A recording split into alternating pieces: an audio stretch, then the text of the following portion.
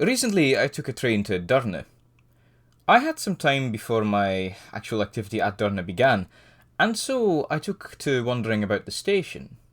But then I noticed this mural sticker.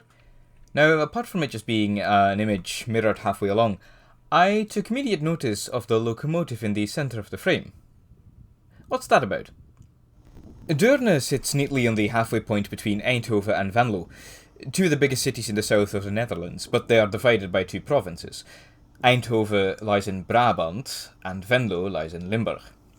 The railway connection between the two cities was the last to be electrified by the Nederlandse Spoorwegen, or NS, leaving it the only line where steam was found in such relative abundance in the early 1950s. But in the 50s, NS wanted to modernise, so until there was capital and capacity for electrification of the Eindhoven-Venlo line, which I shall dub the Enlo purely for my own convenience, an order for diesel locomotives had to suffice. This is where our mural locomotive comes into the picture. Literally. After significant, and I do mean significant, delays in production, the first member of the NS 800 class was delivered in 1953. Just a month later, before the next member had even been checked into service, the 800s became the class 2600s.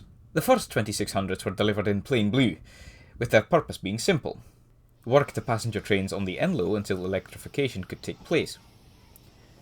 But what is up with the class 2600s? Well, they were diesel-electric locomotives with a 1,350 horsepower Stork-Thomasse engine. 20 metres long, their wheel configuration was A1A A1A. This means the middle axle on each bogie was unpowered. Entrusted with both stopping trains and international expresses like the Rheingold, their top speed was 100 km per hour. Wait, just 100? The steam locos could hold the train faster than that. The 1908's S360 managed to hit 120, and those weren't even regulars on the Rheingold. Well, unfortunately, it doesn't get any better for the NS 2600s. Let's take a look at a British A1A, the Class 31.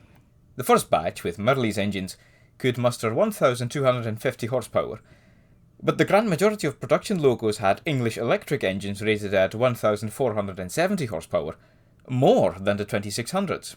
Not only that, but the 31's top speed was 145 km an hour, meaning they could still theoretically haul NS passenger trains at the now normal 130 km an hour speed. On top of all that, the brush-built A1As weigh in at 107 tons, a ton lighter than the NS A1As. And the Class 31 were very quickly after introduction considered ancient, so much so that they were nicknamed paddle cars. Remember those Stork-Thomasse engines? Well, they were marine engines for use in boats. Tugboats for their size might be the most powerful crafts afloat, but when their engines are taken out of their liquid displacement role and paired with a weak generator, results may fail to impress.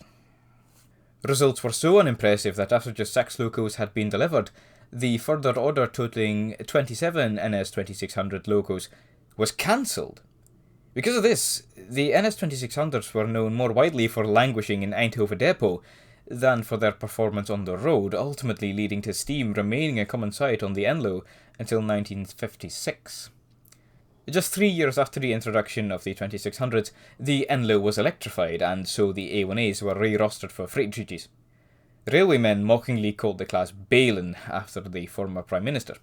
The 2600s have a bit of a tall forehead, and former Prime Minister Dr. Louis Beel, when steam had only vanished from NS metals for a few months, and the youngest Beel had only been in service for just 4 years, the decision was made to withdraw the class en masse.